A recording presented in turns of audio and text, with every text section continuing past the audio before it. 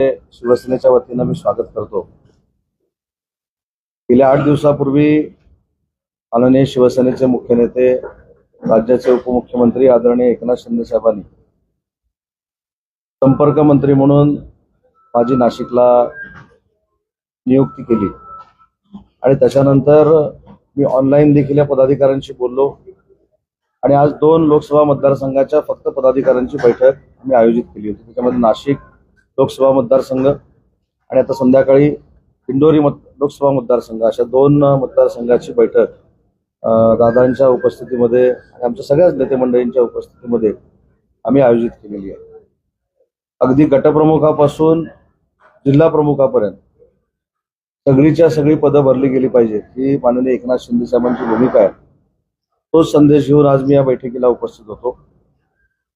आज ही जिल्ह्याची जी बैठक झाली किंवा लोकसभेची जी बैठक झाली, दोन्ही लोकसभांच्या बैठका झाल्या, ही जिल्ह्याच्या ठिकाणी पहिली आणि शेवटची बैठक आहे। त्याच्यानंतर प्रभागनिहाय, तालुकानिहाय, विधानसभा, मतदारसंघनिहाय आम्ही सगळे पदाधिकारी नेमलेले आहेत की नाही, BLAची नेमणूक झाली की नाही, जिल्हा परिषद पंचायत समितीला सामोरं जात असताना प्रत्येक जिल्हा परिषद गटाची, पंचायत समितीची आमची परिस्थिती काय आहे, पक्ष संघटनेची, या सगळ्यावर आम्ही लक्ष देणार आहोत। आणि मला असं वाटतं की आजचा उत्साह बघितल्यानंतर अजून एक बैठक शिल्लक आहे, पण मी नक्की एवढंच सांगेन की शिवसेनेचे पदाधिकारी अतिशय ताकदीनं दोन्ही लोकसभा मतदारसंघामध्ये काम करतायत। शासनाची ताकद असेल, आमचा संपर्क असेल, आम्ही पुढच्या जिल्हा परिषदेच्या, पंचायत समितीच्या निवडणुकीच्या निमित्तानं वाढू आणि कुठच्याही परिस्थितीमध्ये नाशिक जिल्हा परिषदेवर शिवसेनेचा भगवा फडकला पाहिजे यासाठी आम्ही प्रयत्न करू। नाशिक जिल्हा परिषदेमध्ये देखील महायुती करूनच आम्ही सामोरं जायला तयार आहोत। त्याच्यामुळे काय स्वबळाचा नारा द्यायला काही मी इथं आलो नाही, परंतु प्रत्येकाला प्रत्येकाचा पक्ष वाढवण्याचा अधिकार आहे। त्याच भावनेतनं शिवसेना पक्ष हा पूर्ण ग्रामीण भागामध्ये वाढला पाहिजे ही भूमिका घेऊन आम्ही काम करणार आहोत। यासाठी आजच्या बैठका होत्या। अजून एक अतिशय नाशिकसाठी मोठा कार्यक्रम मुख्यमंत्री महोदयांच्या अध्यक्षतेखाली होतोय आणि त्याचं नाव आहे कुंभ उद्योग संमेलन। आणि त्याच्यामध्येच 3 वर्षापूर्वी आम्ही जो जिल्हास्तरीय उद्योग परिषदेचा कार्यक्रम सुरू केला होता, त्याच्यातल्या 14,000 कोटी इन्व्हेस्टमेंटचे MOU आज आम्ही नाशिकमध्ये करणार आहोत, माननीय मुख्यमंत्र्यांच्या उपस्थितीमध्ये करणार आहोत। आणि मला सांगताना आनंद होतोय की जसं आम्ही डावोसला जाऊन MOU करतो, तसं महाराष्ट्रातल्या उद्योजकांना देखील रेड कार्पेट पाहिजे म्हणून आम्ही हा कार्यक्रम 3 वर्षापूर्वी सुरू केला। मागच्या वर्षी देखील नाशिकनं याच्यामध्ये 142 सामंजस्य करार केलेले होते। 2026ला 314 सामंजस्य करार आपण करतोय। मागच्या सामंजस्य करारापैकी 73% सक्सेस आम्हाला मिळालेला आहे। 2014 मध्ये 169 MOU आम्ही केले, त्याच्यातला सक्सेस आम्हाला 77.51% मिळालेला आहे। आणि 2026ला आम्ही 14,015 कोटीचे सामंजस्य करार करणार आहोत आणि त्याच्यातनं सुमारे 35,000 लोकांना रोजगार प्राप्त होणार आहे। त्याच्यामध्ये देखील आमचा सक्सेस रेट हा 75 ते 80% राहील। आम्ही जिल्हापुरता मर्यादित सांगितला, परंतु महाराष्ट्र हे परकीय गुंतवणुकीमध्ये 1 नंबरचं राज्य आहे। आपल्याकडचे जे MOU झालेले आहेत त्या MOU मध्ये महाराष्ट्र देशात सगळ्यात पुढे आहे। आम्ही जवळजवळ 75 ते 80% MOU वर अंमलबजावणी करतोय आणि हे पुराव्यानिशी आम्ही सिद्ध करून देऊ शकतो।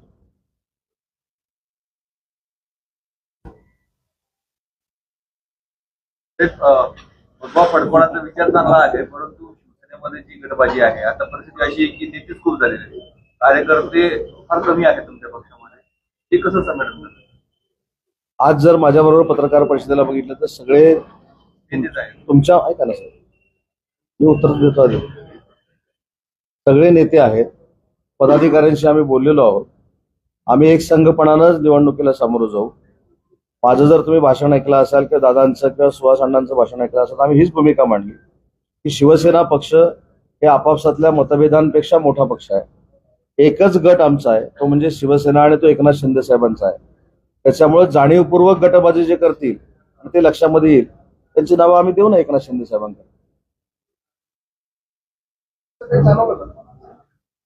असं पहिल्याच 2 तासात जाणवणार नाही ना, थोडं मला अभ्यास करावा लागेल प्रत्येक मतदारसंघाचा, प्रत्येक माणसाचा, सगळ्यांची चर्चा करावी लागेल आणि मग ते एकनाथ शिंदे साहेबांकडे नावं द्यावी लागेल. परंतु पक्षाला डॅमेज करणारी प्रवृत्ती ही पार्टीमध्ये चालणार नाही, हीच भूमिका माननीय एकनाथ शिंदे साहेबांची आहे. काही नगरसेवक आहेत, त्यांची नाराजी अशी आहे की पहिले निदान आम्हाला पदं दिली जात होती, विचारलं तरी जात होतं, इथं आलो आणि आता फक्त कोणी विचारत नाही वगैरे अशी नाराजी आहे. मी आता पुढच्या दौऱ्यामध्ये निवडून आलेले नगरसेवक आणि दुर्दैवानं पराभूत झालेले नगरसेवक यांची देखील बैठक आयोजित करणार. महापालिकेचे जे अपयश मिळाले त्याबद्दल देखील आपण काही बदल केले. कारण नाही, आपण नाही, पहिली गोष्ट अशी आहे की आपल्या देखील ते अपयश असेल, परंतु उठाव केल्यानंतर या 3.5 वर्षानंतरच्या या निवडणुका होत्या. एकतर आपल्या सगळ्यांना माहिती आहे की तुमच्याच माध्यमातून आम्ही बघत होतो, तुमच्या माध्यमातून आम्ही ऐकत होतो की आमच्यावर कशा पद्धतीने युबीटीने टीका केली होती. आणि युबीटीचं जे काय म्हणणं होतं की शिवसेना हा त्यांचाच पक्ष आहे, ते मतदारांनी सपशेल नाकारलं आणि शिवसेना हा वंदनीय बाळासाहेबांचा पक्ष आहे आणि तो पक्ष माननीय एकनाथ शिंदे साहेब त्यांच्याच विचारानं पुढे घेऊन जात आहेत. हे लोकांना कळल्यामुळं आम्हाला 2 नंबरचा पक्ष म्हणून मान्यता महाराष्ट्रामध्ये मिळाली.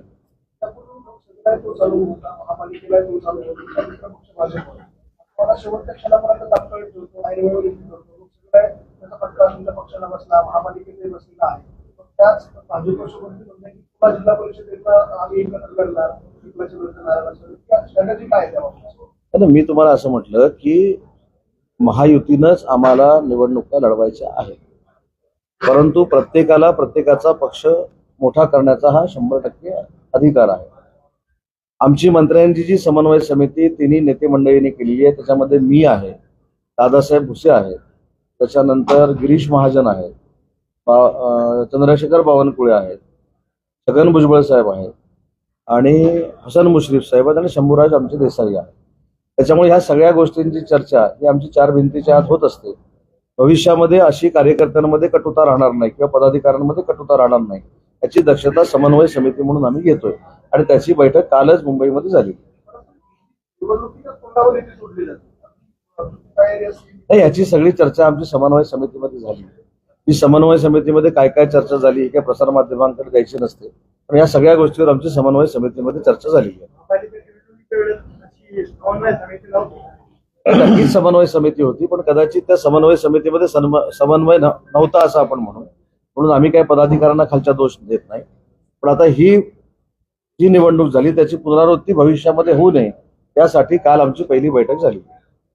निवडून आलेले नगरसेवक आहेत त्यांना महानगरपालिकेत आहे आणि त्यामुळे त्यांना काम करताना अडचणी निर्माण होत आहे आणि त्यामुळे जेव्हा नगरसेवक त्यांच्यावर काम करणारे कार्यकर्ते पक्षात नाराज असल्याची चर्चा आहे. नाही, असं नाराज पक्षात कोण नाही आहेत, पण जी काय निधी संदर्भातली नाराजी असेल, आता योगायोगानं महानगरपालिका महापौर देखील महायुतीचे आहेत, उपमहापौर आमच्या शिवसेनेचे आहेत, ते त्यांची भूमिका मांडत असतील, परंतु हे संपूर्ण ओव्हरऑल खातं जे आहे ते माननीय एकनाथ शिंदे साहेबांकडे आहे. त्याच्या बाबतीमध्ये देखील आमची समन्वय समितीमध्ये जी काय चर्चा व्हायची ती आमची चर्चा झालेली आहे. ती सगळी जाहीरपणाने मी सांगत नाही, परंतु ही आता नाराजी राहू नये म्हणून समन्वय समितीने कालच काही धोरणात्मक आम्ही शासनाकडनं निर्णय घेतलेले आहेत. ते 8-10 दिवसामध्ये जिल्ह्यापर्यंत येतील आणि सगळी कोणाची जर नाराजी असेल, भाजपची असेल, शिवसेनेची असेल, अजितदादांच्या राष्ट्रवादी काँग्रेस पार्टीची असेल, ते सगळी दूर होईल.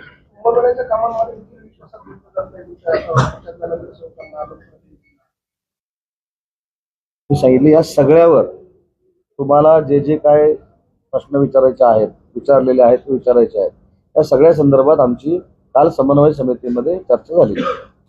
राज्य सरकारने अधिकाऱ्यांसाठी आता हिंदी भाषेची परीक्षा ठेवलेली आहे. 28 जून रोजी ती परीक्षा होणार आहे निम्न श्रेणी आणि उच्च श्रेणीसाठी. याची आवश्यकता मुळात का भासते? आता इतर पक्ष मनसे म्हणा किंवा शिवसेना उद्धव बाळासाहेब ठाकरे हे पक्ष आंदोलन करणार आहे, परंतु मराठी भाषेसाठी एकीकडे आपण काम करत असताना हिंदी भाषेची परीक्षेची काय आवश्यकता? नाही, मी तुम्हाला 2 टप्प्यामध्ये सांगतो. आधी हिंदी भाषा सक्तीची ज्या डिपार्टमेंटने केली त्याला मला हे विचारावं लागेल. भाषा संचालनालयाने ते सांगतो, मी सांगतो. दुसरी महत्वाची गोष्ट अशी आहे की मराठी भाषा म्हणून, मराठी भाषेचा मंत्री म्हणून माझी स्पष्ट भूमिका अशी आहे की मराठीत राहणाऱ्या प्रत्येक माणसाला मराठी आली पाहिजे, त्याच्यामध्ये काही वावगं नाही. जर जिल्हाधिकारी होत असताना मराठीचा पेपर देऊन मराठी बोलता येतं म्हणून रुजू होत असेल तर मराठी माणूस म्हणून राहण्यासाठी काही फरक पडत नाही. महाराष्ट्रात राहणारा माणूस हा मराठी बोलला पाहिजे ही आमची भूमिका आहे. आता भाषा संचालनालयाच्या मार्फत अशा पद्धतीची परीक्षा हिंदीची का घेतली जाते याची मी 100% माहिती घेईन आणि जायच्या अगोदर तुम्हाला मी उत्तर देईन त्याचं. पण हे म्हणजे एकंदरीत योग्य वाटतं आपण चौकशी करा. नाही, मी सांगतो ना, आता कसं आहे, जे मला माहिती नाही त्याच्यावर आपलं मत सुरुवातीलाच प्रकट करणं योग्य नाही. पण मी इथे संध्याकाळपर्यंत आहे, संध्याकाळी जायच्या अगोदर मी तुम्हाला या बाबतीचा खुलासा करून जाईल. पक्ष म्हणून भूमिका काय हिंदी सक्तीची माहिती तर घेतो साहेब, ही सक्तीची व्हावी की नाही माहिती तर घेतो, आधी माहिती तर घेतो. हिंदीची परीक्षा सक्तीची केली का, कशासाठी केली, त्याच्या मागचा उद्देश काय, माहिती तर घेतो. नाही, ह्याच्यामध्ये समन्वयाचा काय संबंध आला?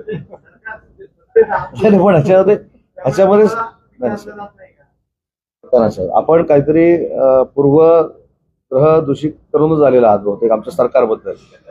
आमच्यामध्ये समन्वय नाही किंवा काय नाही असं काही असं म्हणणं नाही. मी काय सांगितलं की जो प्रश्न मला विचारला याची माहिती तर मला पाहिजे, आणि माहिती नसताना मंत्री म्हणून मी बोलणं हे योग्य नाही. मी काय सांगितलं, मी पूर्ण दिवस नाशिकमध्ये आहे, मी जर तुम्हाला भेटलो नाही तर त्याचा खुलासा प्रसिद्धी पत्रक काढून तुमच्याकडे देईन. म्हणजे माहिती नाही ते उगाच त्याच्यावर आर्ग्युमेंट करणं योग्य नाही. संजय लीना पाटील शिंदे साहेबांनी भेट घेतली अशा प्रकारची चर्चा आहे. काय कारण आहे? नाही, चर्चा नाही, तुमच्याच माध्यमातून टीव्हीवरून आम्ही बघितलं की ते शिंदे साहेबांच्या गाडीमध्ये बसलेले होते, परंतु प्रसंग कुठचा होता हा देखील आपण विचार करण्यासारखा आहे. शिंदे साहेब हे अतिशय संवेदनशील नेतृत्व आहे. जेव्हा संजय राऊत साहेब आजारी होते त्यावेळी देखील त्यांच्या बंधूंना स्वतः एकनाथ शिंदे साहेबांनी फोन केला होता. एवढी भावनिकता त्यांच्यामध्ये आहे. आणि संजय दिना पाटलांच्या पत्नींचा अपघात झाल्यानंतर त्यांना बघायला जाणं आणि त्याच्यासाठी संजय दिना पाटील हे गाडीमध्ये बसणं आणि राजकारण हे दोन भिन्न भाग आहेत. मला असं वाटतं की साहेबांमध्ये असलेली संवेदनशीलतेचं ते प्रतीक आहे. ऑपरेशन टायगरचं मध्ये राज्यामध्ये त्या काळामध्ये ऑपरेशन टायगरची नाही, ऑपरेशन टायगर हे तुम्ही केलेलं नामकरण आहे, बरोबर आहे. रोज आज जरी तुम्ही संध्याकाळी नंदनवनला किंवा कुठं साहेबांच्या ऑफिसला किंवा बाळासाहेब भवनला जरी तुम्ही फोन करून विचारला तरी पक्षप्रवेश सुरूच आहेत. त्याच्यासाठी काय टायगर ऑपरेशनची गरज नाही. तुमचा जो प्रश्न आहे तो थेट खासदारांपर्यंत पोहोचतो याची मला पूर्ण कल्पना आहे. पण याच्यावर स्पष्ट साहेबांनी भूमिका घेतलेली आहे की एखाद्याला भेटण्यासाठी मला काय गोपनीय भेटायची आवश्यकता नाही. म्हणजे साहेबांना मी जाहीर सगळ्यांना भेटलेलो आहे, परंतु त्या खासदारांच्या बाबतीमध्ये कुठेही बैठक झालेली नाही, कुठेही गुपित मिटिंग झालेली नाही. त्याच्यामुळे ते टायगर ऑपरेशन राबवणं साहेबांच्या मनात देखील नाही. ही भूमिका साहेबांनी स्पष्ट मांडलेली आहे. उपाटाचे संदेश पारकर हे देखील प्रवेश करतायत. कुठे प्रवेश करतो? नाही, उभाटाचे ते नव्हते. ज्यावेळी ते नगरपालिकेच्या उमेदवारीला उभे राहिले ते सर्वप्रथम ते माननीय एकनाथ शिंदे साहेबांना भेटले. त्यावेळी आमची आणि मित्र पक्षाची तिथे युती झाली नव्हती. सगळ्या पक्षांनी संदेश पारकरना कणकवलीमध्ये पाठिंबा दिला होता, म्हणून संदेश पारकर त्याच वेळी 400-450 मतानं, नगरपंचायत छोटी आहे, ते निवडून आले. आणि निवडून आल्यानंतर स्वतः ते एकनाथ शिंदे साहेबांना येऊन भेटले होते आणि शिंदे साहेबांना त्यांनी सांगितलं होतं की पुढची वाटचाल जी आहे तुमच्या आशीर्वादाने मी करणार. मे महिना संपत आला तरी लाडका वेळेला मिळालेला नाही. पण काल याच्यावर संबंधित आदित्य तटकरेंनी सांगितलं की येत्या 7-8 दिवसामध्ये या 2 दिवसामध्ये झाला पण असेल, मला माहित नाही. त्यांची स्टेटमेंट मी बघितली होती की ते पैसे रिलीज करतात. तर महाविकास अकोल्यामध्ये जे आहे ते मच्छी कटिंगसाठी बंदी घालण्यात आलेली आहे. जो आपण मुंबईची आगरी कोळी बांधवांची म्हणतो, महापालिकेने असा निर्णय घेतलेला आहे कसं? कधी आज घेतला का? हे मला माहिती घेतो, मला माहित नाही. आता हे जे निर्णय महानगरपालिका घेते, महानगरपालिका स्वायत्त संस्था आहे, त्यांनी तो का निर्णय घेतला आहे तुम्हाला विचारावा लागेल ना, मी विचारून सांगेन. महाविकास आघाडीने शक्ती कायदा लागू केला. शक्ती कायदा त्यामध्ये 500 तरतूद केली होती. सरकारने ती तत्काळ मंजुरी करावी असं दोन्ही पक्षांना. तर या बाबतीमध्ये सरकार देखील सकारात्मक आहे ना. हा कायदा मंजूर व्हावा म्हणूनच आम्ही सभागृहाने एकमतानं तो राष्ट्रपतींकडे पाठवलेला आहे. त्याच्यामध्ये कुठेही, कारण बनवलाच आमच्या सरकारनं आणि तो पाठवलेला आहे, त्याचा फक्त आम्ही पाठपुरावा नक्की करू. नाशिकसह पुणे म्हणा किंवा अनेक जिल्ह्यांमध्ये शहरांमध्ये लहान मुलींवर अत्याचाराच्या घटना वाढत आहेत. समाजामध्ये एक वेगळाच आक्रोश निर्माण झालेला आहे की काही ना काही कठोर शासन हे दिलं गेलं पाहिजे. आपलं सरकार नेमकं आता काय पाऊल उचलणार आहे याबाबत? कठोर शासन दिलं पाहिजे ही काय नागरिकांची जी भूमिका आहे ती चुकीची नाही. प्रत्येकाच्या, तुमच्या माझ्या मनामध्ये देखील हीच भावना आहे की त्यांना कठोर म्हणण्यापेक्षा परत अशी देशामध्ये प्रवृत्ती घडू नये यासाठी त्यांना प्रतिबंध झाला पाहिजे. त्यासाठी कालच दादासाहेब पण होते, कॅबिनेटमध्ये देखील चर्चा झाली की फास्ट ट्रॅकवरचे जे सगळे न्यायाधीश आहेत ते लवकरात लवकर नेमावे, यासाठी शासन आता प्रयत्नशील राहणार आहे. तशा पद्धतीनं उच्च न्यायालयाला मुख्यमंत्री महोदय विनंती करणार आहेत आणि कडक कारवाई झाली पाहिजे आणि ही विकृती ठेचून काढली पाहिजे, ही आमची शिवसेनेची भूमिका आहे. मात्र याच्यासाठी त्रास आहे तो. त्यावेळेला होता वातावरण त्यावेळेला बदलापूरमध्ये मागल्या वर्षी जी घटना घडली त्या शाळेची फी घोषणा करून सुद्धा भरलेलीच नाही. त्याच्या वडिलांनी आज या संदर्भात पत्रकारांशी सांगितलं घोषणा झाली पण तुमच्या शाळेची प्रत्यक्ष फीस भरली गेली. याचा फॉलोअप होत नाहीये.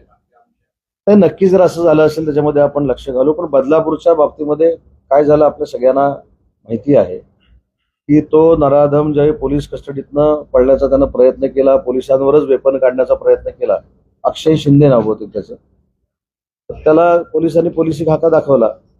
ज्यावेळी एखादा आरोपी, एखादा गुन्हेगार आरोपी असताना पोलिसांच्याच कमरेचं पिस्तूल काढून त्यांच्या डोक्याला लावण्याचा प्रयत्न करतो, तरी पोलिसांनी त्यांचा इंगा दाखवला. त्याच्यामुळं कालचा जो प्रसंग आहे परवाचा पुण्याचा, त्याच्यामध्ये देखील जी काही 60-62 वर्षाची व्यक्ती आहे ही विकृती आहे. मला असं वाटतं की ही विकृती आहे आणि विकृती हा नीचपणा काही करून पोलिसांनी ठेचून काढला पाहिजे, ही आमची शिवसेना म्हणून भूमिका आहे.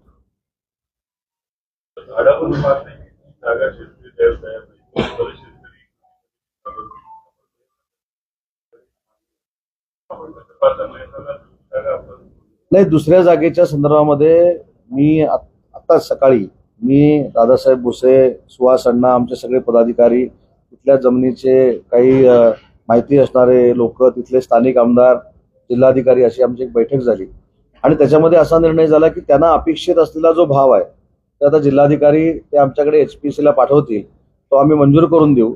आणि त्याच्यामध्ये हिरामण खोसकरजी जिथले आमदार आहेत त्यांनी देखील त्याचं समर्थन केलंय. मी त्यांना हीच विनंती केली की महिंद्रानं आजही सांगितलं की आम्ही तिथे इन्व्हेस्टमेंट करणार आहोत, जागा आम्हाला ताब्यामध्ये द्या. महिंद्रा कुठेही निगेटिव्ह नाही, परंतु आता तिथल्या स्थानिक लोकांनी आणि विशेषतः जी असोसिएशन्स आहेत, आपली इंडस्ट्रियल असोसिएशन्स आहेत, ती हक्कानं आमच्याकडे मागणी करायला येतात, हक्कानं आम्ही त्यांची कामं करून देतो. आता त्यांनी देखील फील्डवर उतरलं पाहिजे ना. म्हणजे लोकांच्या मनातला जो गैरसमज आहे तो दूर केला पाहिजे. तिथं काही टेकड्यांची जागा आहे ती घ्या म्हणून सांगतात, ती इंडस्ट्री कशी घेणार? ती काही टेकड्यांची जागा आम्ही घेणार नाही. आम्ही शेतकऱ्यांना कन्व्हिन्स करू, ज्यांच्या जागा आहेत त्यांनी आम्हाला द्याव्या. जो काय 20-22 लाख रुपये रेट वाढवून द्यायचा होता तो देखील वाढवून द्यायचा निर्णय मी आज सकाळच्या बैठकीमध्ये घेतलेला आहे. त्याच्यामुळे महिंद्राचा जर प्रोजेक्ट आला तर किमान 10 ते 15 हजार लोकांना रोजगार नाशिकमध्ये अजून ऍडिशनल मिळू शकतो. म्हणून माझी आपल्याला देखील विनंती आहे की आपण देखील त्याच्यामध्ये जनजागृती करावी. महिंद्रासारखा आलेला जो प्लांट आहे, महिंद्रासारखा जो प्रोजेक्ट आहे, हा परत जाऊ नये यासाठी तुम्ही देखील एक चळवळ उभी करावी असं माझं मत आहे आणि विनंती आहे. मधल्या काळामध्ये आपण मधल्या काळामध्ये TCS मध्ये जो काही प्रकार घडला, IT सेक्टर कुठेतरी बॅकफूटवर गेलंय, उद्योग येण्यासाठी कसरत आहे. या संदर्भात आपण काही नाही, IT सेक्टर आणि मॅन्युफॅक्चरिंग प्रोजेक्ट ह्याच्यामध्ये जमीन आसमानाचा फरक आहे. त्याच्यामुळे जो प्रकार घडलाय किंवा ज्याने कोणी घडवलाय त्याला शासन झालं पाहिजे ही आमची भूमिका आहे. त्याच्यामुळे त्या TCSचा परिणाम मॅन्युफॅक्चरिंग इंडस्ट्रीवर झालाय हे सांगणं योग्य नाही, पण असं करणं अयोग्य आहे. त्याच्यावर कठोर कारवाई झाली पाहिजे ना. पण आपण IT सेक्टरचं म्हणताय, पण मॅन्युफॅक्चरिंग मध्ये जर आपल्याकडे इन्व्हेस्टमेंट येत असेल, मगाशी जसं मी सांगितलं की महिंद्रा येते, तिथं तुमचं देखील आम्हाला सहकार्य लागणार आहे. आणि तुम्ही जर सकारात्मक ते केलं तर 2 महिन्याच्या आत महिंद्रा तिथं आपलं काम सुरू करू शकतं. आज देखील त्यांच्या मॅनेजमेंटनं मला सांगितलं. हा, करणार ना. भरपूर वेळ आहे ना अजून त्याला. 2027 मध्ये तो कार्यक्रम आहे. आम्ही MIDC मार्फत 100 टेंट तिथे त्या ठिकाणी करतोय उद्योजकांसाठी आणि मराठी भाषेमार्फत 25 करतोय. जे ज्येष्ठ साहित्यिक आहेत, कलाकार आहेत, त्यांना देखील कुंभमेळ्याला आमच्या मार्फत येणं सोयीस्कर व्हावं म्हणून ते आम्ही टेंटसाठी उभी करणार आहोत. त्याप्रमाणे प्रॉम्प्टरचा पण इंदोरीमधला एक प्रश्न आहे. काही जागा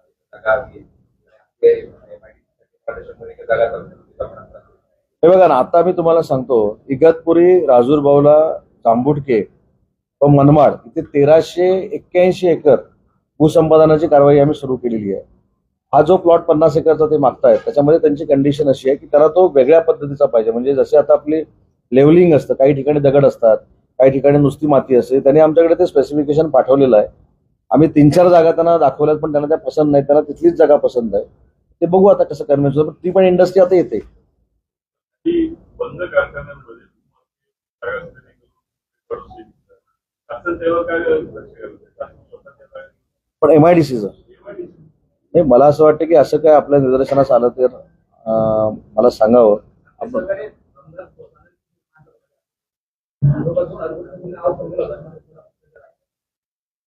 त्याची चौकशी चालू आहे ना.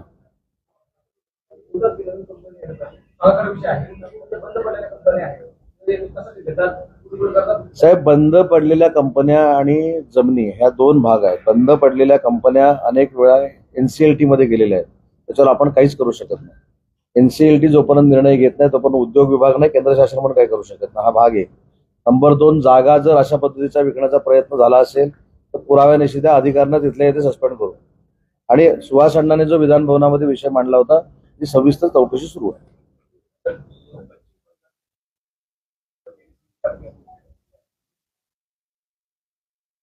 अभी डेमोक्रेसी में अगर बहुमत आने के बाद भी अगर कोई इस्तीफा नहीं देता तो उसको क्या बोल रहे हैं? बहुमत तो हो गया ना. वहां मेरे ख्याल से 200 पार कर गई बीजेपी और वो 88 पे रुक गए ना. तो वहां की जनता ने बीजेपी को चुन के दिया है, तो उनकी हार ही है. अगर उन्होंने इस्तीफा दिया नहीं दिया तो उनका टेन्योर तो खत्म होने वाला है. इंडस्ट्री मधले रस्ते अतिशय खराब आणि हेमावाले अनेक वेळा काही त्याच्यामध्ये 2 भाग आहेत. एमआयडीसी महानगरपालिकेमध्ये जर असेल तर महानगरपालिकेने कुठचे रस्ते करायचे आणि आम्ही कुठचे रस्ते करायचे बायफर्केट केलेला आहे.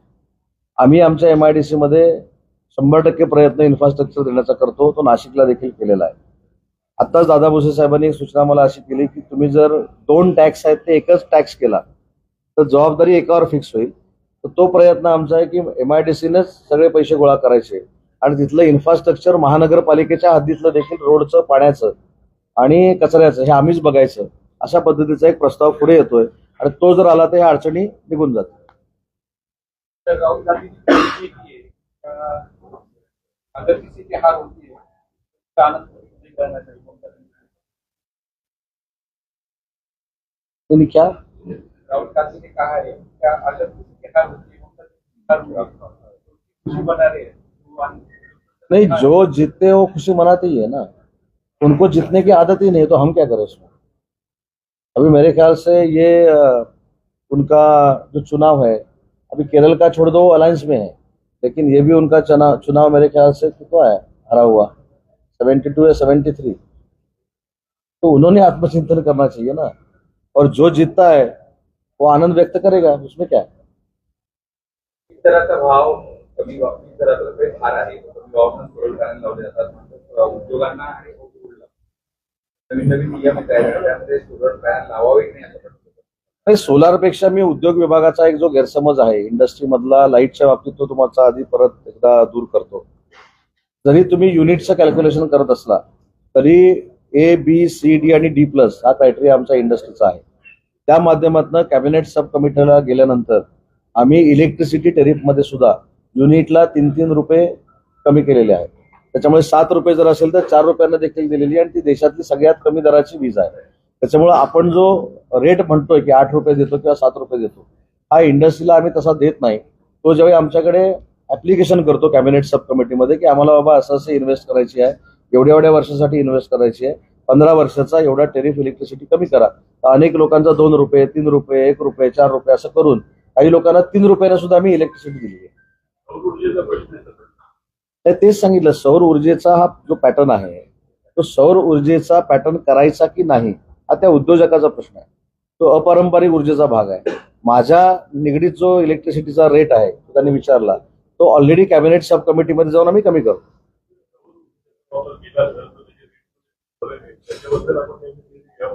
साहेब, सौर ऊर्जेचा वापर जर केला तो आधी करायचा की नाही हा इंडस्ट्रीने ठरवला पाहिजे. तो ऐच्छिक आहे, बरोबर आहे.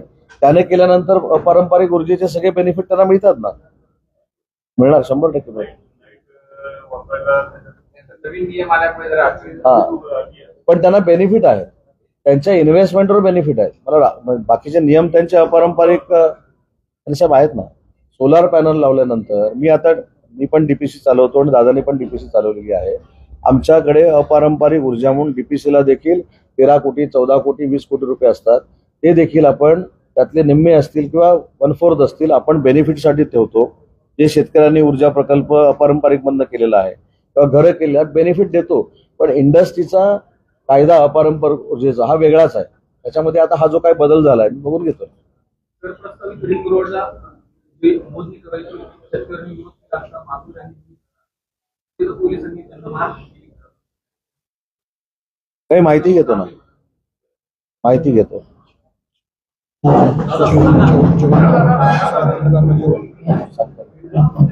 चालू आहे.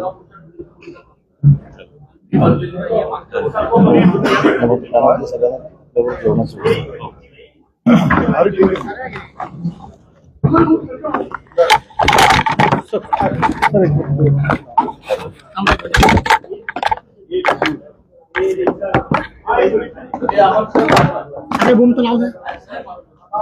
बदलापूरमध्ये गेल्या वर्षी जी घटना घडली होती ती मुलीची फी भरलेली नाहीये आश्वासन दिलं होतं.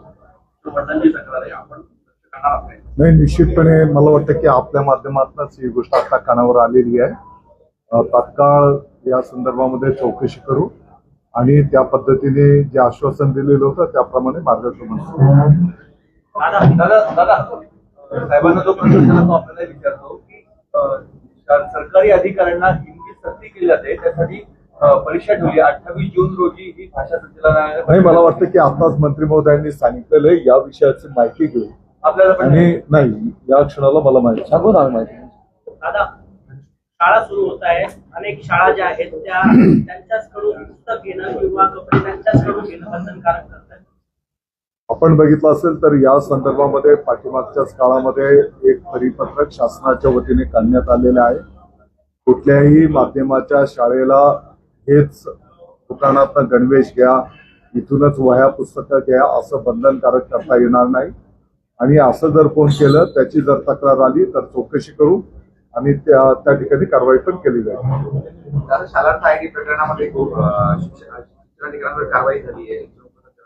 मात्र संस्था चालक आणि त्याचबरोबर जे काही एजंट होते त्यांनी सगळं बरीच पाडलं, त्यांच्यावर कारवाई करावी.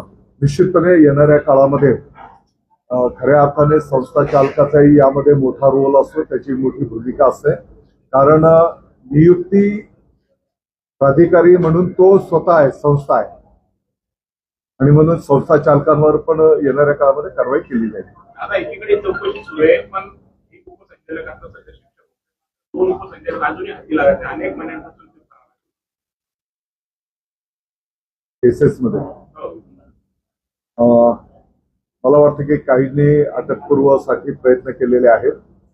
कायद्याच्या पद्धतीने त्यांना जो काही अधिकार असेल, परंतु कोणी यापासनं दूर जाणार नाही. प्रत्येकावर त्या ठिकाणी कारवाई केली जाईल.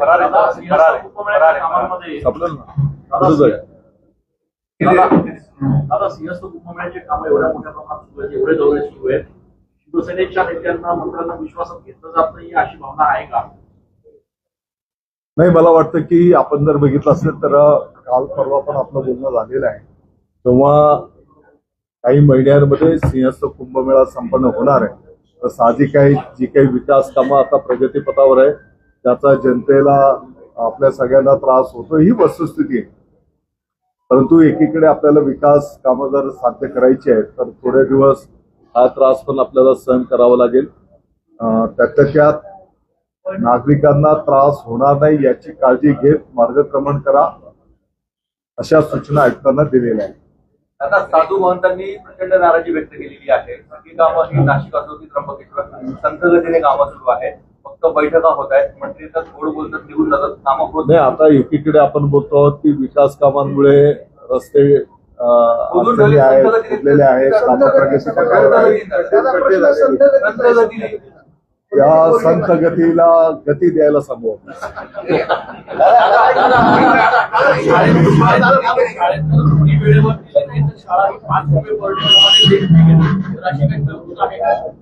नाही, अशी कुठल्याही प्रकारची तरतूद नाही आणि असं कुठल्या शाळेत झालेलं असेल तर तुम्ही माहिती द्या, चौकशी करू. दादा कोरोना काळामध्ये शाळेत 1.25 लाख लोकांची फी मागते, त्याचे दाखले येत नाही. आपण पर्टिक्युलर केस जर सांगितलं तर आपल्याला चौकशी करून शाळेची मान्यता रद्द केली. माहिती